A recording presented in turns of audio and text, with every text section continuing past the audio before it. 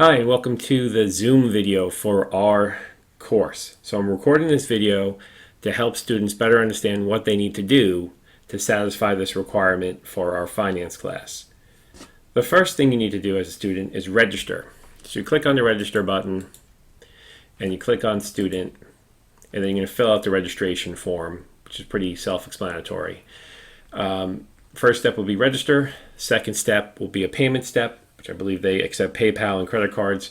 The third step will be class selection. This is where they ask for a class code. This can be found on our Blackboard page under announcements. Look for the Jupyter Interactive assignment announcement on the announcement page. And in there I'll have the class code for our class. So you use that class code. I think they'll probably have like a pull down. You'll see my last name and then just match it up to the class code, join that class. And then the fourth will be team selection. So how we're doing the team selections in this class, I'm not forcing you into a team. I'm not going to assign you to a team. You need to go out, work with some friends or some people that you feel like you can work with. So you can develop a team as small as 2 people. That's the minimum size. It has to be at least 2 people, and can be as big as 5 people. So this is up to you, who you want to work with, how big your team is going to be. I'll give some time at the end of one of the classes for you to kind of meet, and students who don't have a team, I'll help facilitate some team selection, and that's how we're going to do it. Now, so say you registered and you have your username and password, you sign in for the first time. And then you're going to, there you see 2 options, play solo practice or play team competition. The solo practice is something that I'm going to require you do by yourself against computer players to get some practice in being effective at the simulation. The other thing is to play team competition. So if you click on that button, you get to the team selection page, and here you are going to either create a company or join a company. So for example, if you are in, say, Team Power, and one person in your group has already created the team, so they've already gone the process to create the team, and you see the team and the join the team list, then you just simply click on that and you'll be in Team Power. So only one person in your group needs to create the team. Once they've created the team goes into this blue list here, and then the new members of your team that join, they just click on that team to join. So say, for example, you're a team member and you're the team member who's been designated to create the team. So first, as a team, you have to figure out what's your name going to be. So you have to figure out your own name. So you click on Create New Team or New Company, and then you create your team name. And I'm selecting WOW Cars, and your team name can be anything, just as long as it's something everybody in your team agrees on. And then you select, you put your name into these fictitious roles. So everybody picks a role to put their name in and email address. And this way you'll have everyone's name and email address will be together. And you can go here if you need to email any of your group members, or if you need to, say you want to contact them, here would be a good place to have their name recorded and their emails. And then after you've read this information, filled this out, created a mission statement for your company, you can click on Submit Company Data. And once you click on this yellow button, your team will be created. And now you go into your first year 1 of the simulation on the sales page. So for year 1 of the simulation, the first thing you should do is to read the student user guide. So at the bottom of any of the pages, the very bottom, the student user guide will always be available. Student manual. So in the student manual, you should read this over, as this is what will give you a better understanding of how the simulation works and what you need to do, and give you critical information such as the sales growth of each of the vehicles, the average expected sales for vehicles.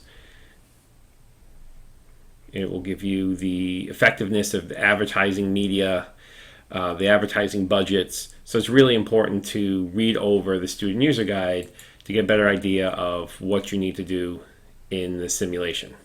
Okay, so for round 1, you would fill out and create your car. So what I'm going to do is I'm going to actually switch over to a practice game give me 1 second. Back to the main page. Now I'm going to click on play solo practice. And this is, I'm just going to use as, the solo practice and the team competition look identical. So I'm going to just run through a solo practice round so you get an idea of how to complete the information. So I'm going to reset this. You know, if I press this reset, it erases everything and resets the simulation to year 1. So when you're in year 1, the first tab you're going to have is sales. So you're going to have to figure out how you want to design your vehicles. So you have these classifications like fuel economy, engine power, and then you have these ranges here where you could fill in information. You can actually go below the range. You know, 10 to 20 is the number of luxury features expected, or you can go above the range. The key thing is to look at the importance factor. If the importance factor is low, I probably don't really need to go too high on this. I can actually go below the customer expectations without losing too many customers. But when it comes to fuel economy as one of the most important things for people's buying criteria, maybe I want to go above the current fuel economy. Okay. So once you fill out, so you're basically designing the vehicle's characteristics, and that comes up with a cost for a vehicle. So now I have to figure out a sales price that's going to make me a decent profit margin, and then come up with a sales forecast for the vehicle. And this is the economy class. And now I do this 4 times. So now I'm going to do this with the economy class vehicle. Oh, this is the sedan class.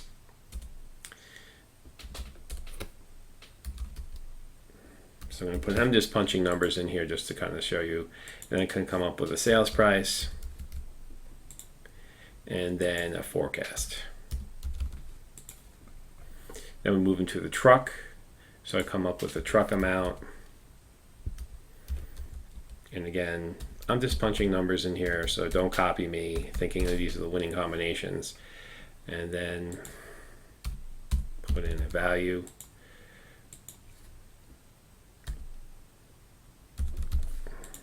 For truck, and I'm going to go to luxury class.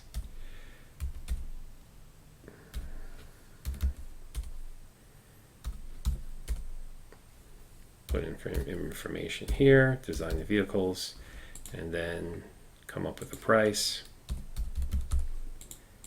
and a forecast. Okay, I'm going to submit my sales data, and then that pushes me into the marketing. So for each of the marketing areas, I could come up with a demographic. I don't believe that these demographics actually affect the amount of cars you're going to sell, but definitely the amount of investments you put into, amount of money you put into each of these investment areas is going to affect how many cars you sell.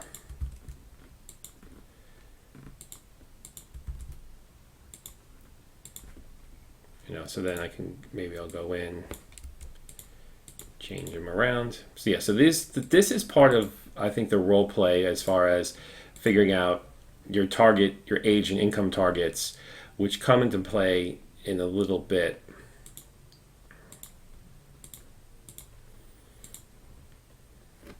And again, you want to populate these fields. And the user manual is what shows you, what's most effective. So for most vehicles, television is very effective and newspapers are very effective. Okay. So my last car to advertise for is the luxury car.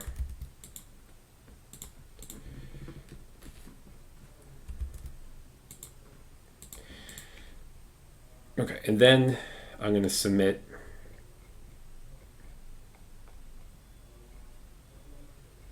Now I'm going to submit the marketing.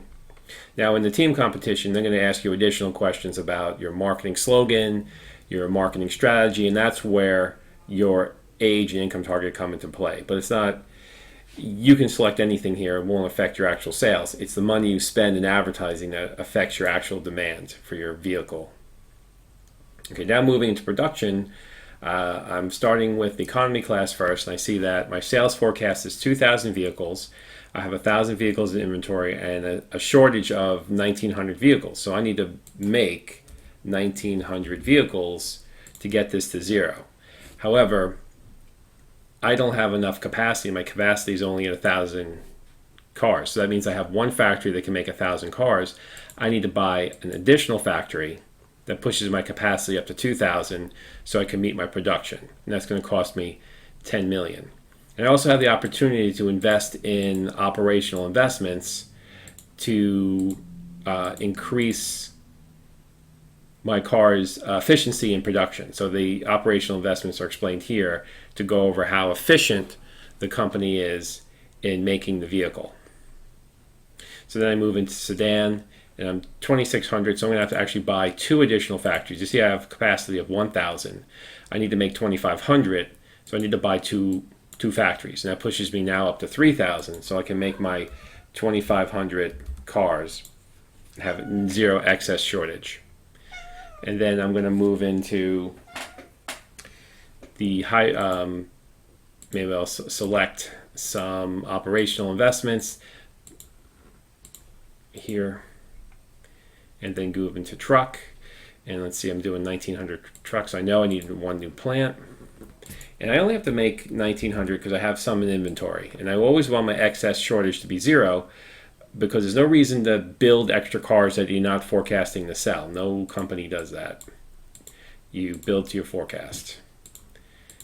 So I'll put some operational investments here. And these, so if I have 3 levels, I'm going to have cost reductions next year because of these investments I'm making in software and equipment and robotics and technology. And the last car is the luxury. So you need to buy one plant of luxury. And here I only have to make 1,700. You always want this to be zero. All right, so now I will submit the production data, and I move into the last screen, which is the finance screen. So on the finance screen, the first thing you should do, you see we have long-term debt, short-term debt, stock equity.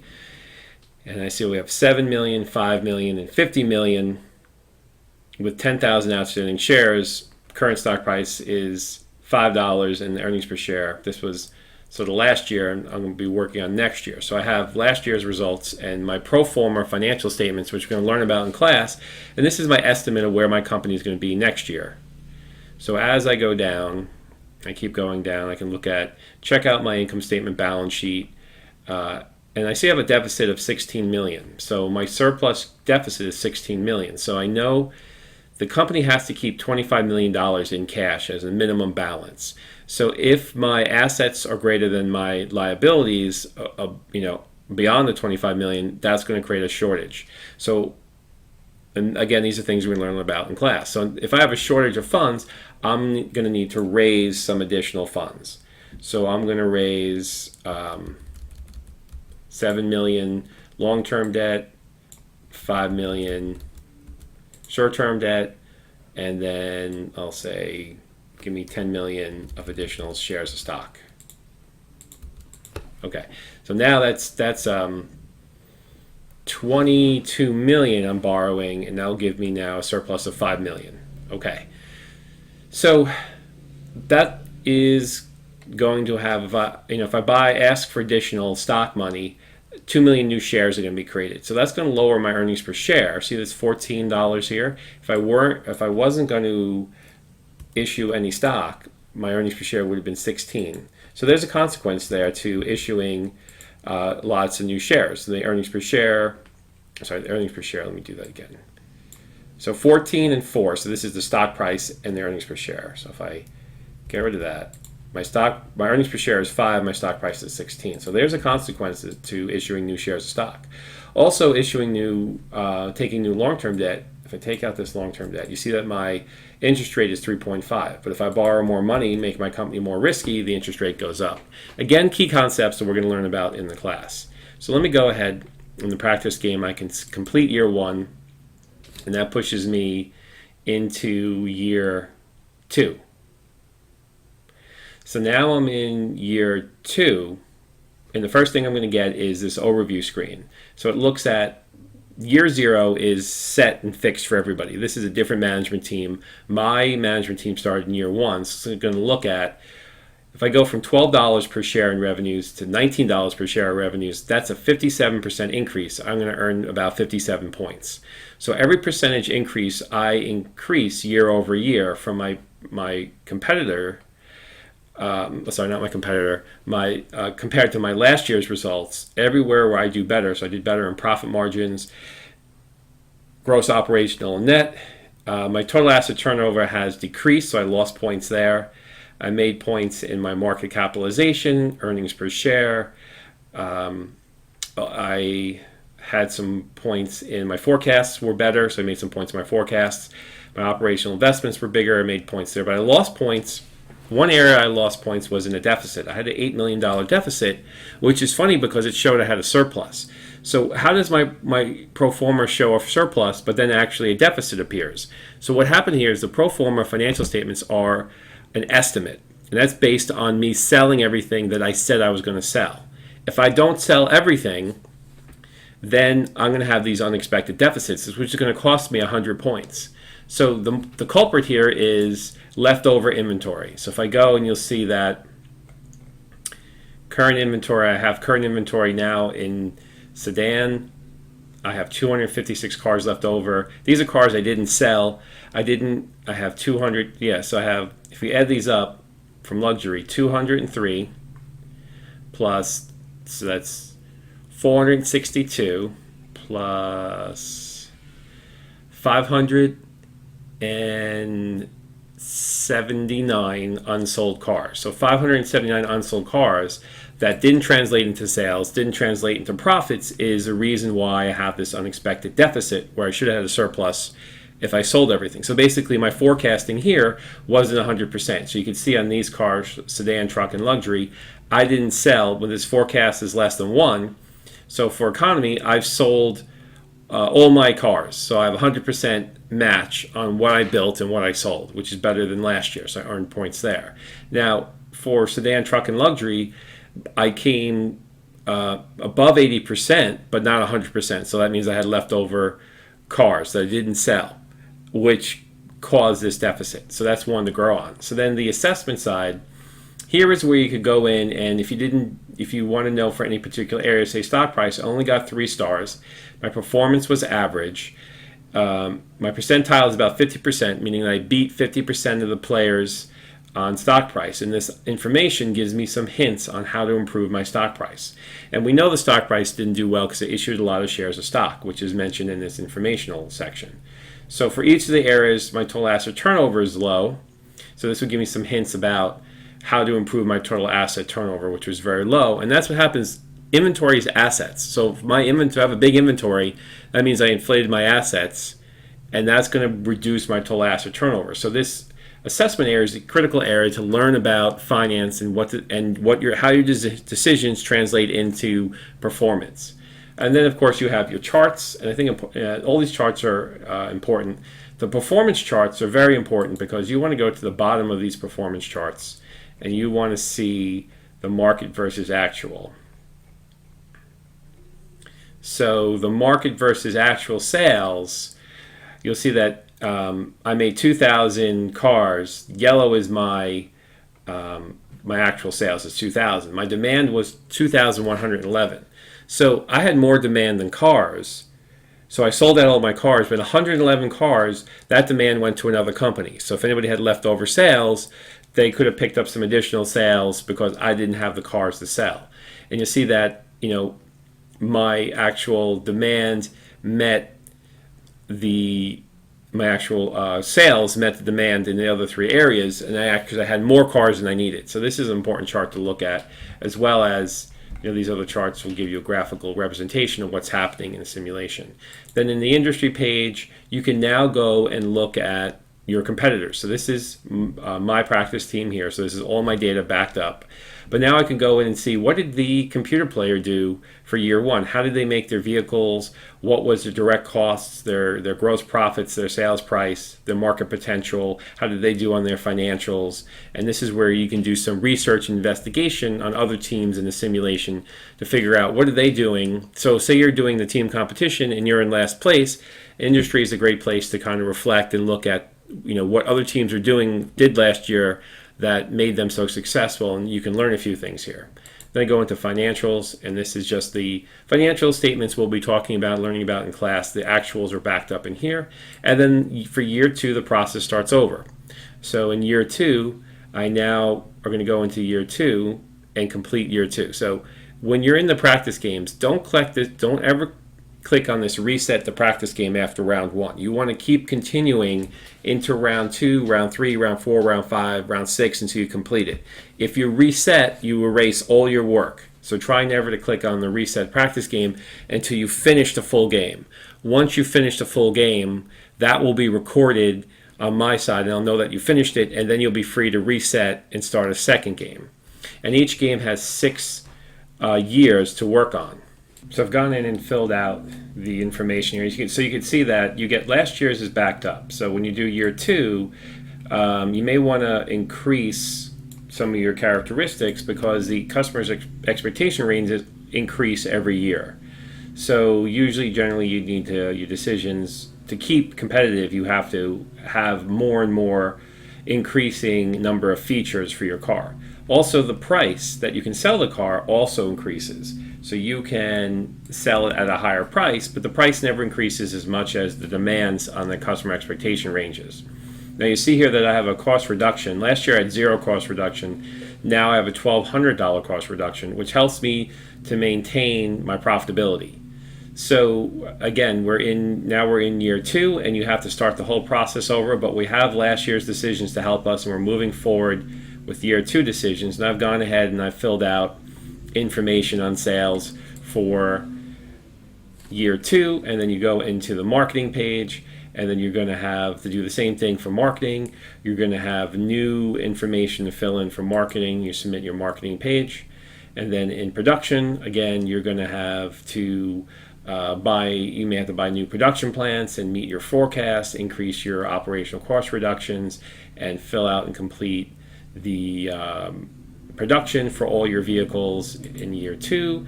And then again, I'll go into now I have, this is last year's actuals, year 1, and this is year 2 that I'm looking to think about. So now if I have last year's financial statements and year 2's pro forma, I can kind of go to the bottom real quick and see that I have a nice surplus here of 34 million. I may want to go and buy back some stock. So you see my stock price of 25, earnings per share of 5.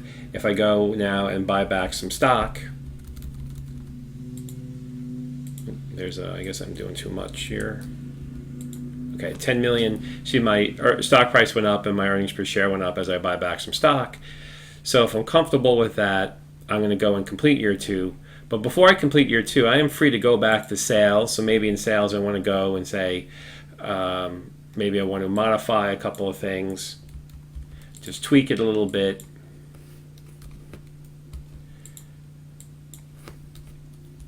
Try to lower some of my costs. And you'll see my profit margin go up, which is a good thing. So for each of the cars, I can go in to sales and I can tweak a few things if I need to. So here maybe I want to bring this down to 60 and then submit my sales data again, and that's going to reset my finance page. If I go back to finance, we'll see that now my surplus is 36 million. So if I'm comfortable with that, I'll put in my buy back some stock. You can also, if you wanted to, buy back retire some funds. So if you feel like you have enough money and you have no other place to invest it, you can retire some funds, and it'll lower your interest rate. And then when you're done with year 2, you complete year 2, and it's going to push you into round 3. So now this is year 3, and we look at the overview and you see that I made, again, another 500 points. I had a surplus this time, which I got 100 points for. My forecasts were better. My profits were better. So I improved, by and large, I improved from my year-over-year results. So this is year 1 is now replacing year 0, and they move year 2 results in. So the year-over-year change is how I make points. So then again, You check over your assessment, you look at your charts, you review the industry competitors, and then you go into year 3, and now you have year 2 decisions, and you need to make year 3 decisions. And this goes all the way up into year 6. And then at year 6 is when you finish the simulation. When you fill out and complete year 6, you'll finish the simulation. Now, I'm playing the team competition here. I'm playing the practice game here. So once you complete a round against computer players, it automatically pushes you into the next round. So in the simulation, I can go round after round very quickly in the practice game. But the team competition, once you complete a round, we have to wait for all the other student teams to finish their round, and then I have to process it into the next year. So that's why if you look at the Blackboard, there'll be specific dates of when the rounds are due and when you would submit the round data. So make sure you follow the due dates for each round in Blackboard. Then it usually takes me a couple of hours after the time has passed and the due date for me to process the round, and you can get your results. And this is the end of the video where I give you sort of a recap of the simulation, some basic ideas of how to complete each round of the simulation, how to register, and how to select a team. Any other questions about the simulation we'll deal with in class. So I hope this got you to a good starting point to figure out how to use this. And I usually do have a TA for my class, so you can come and make an appointment with my TA to, if you need extra help with the simulation, my TA is available. And his or her information will be posted on the announcement section of Blackboard once I have that solidified. Okay, thank you for your time, and I hope you found this helpful.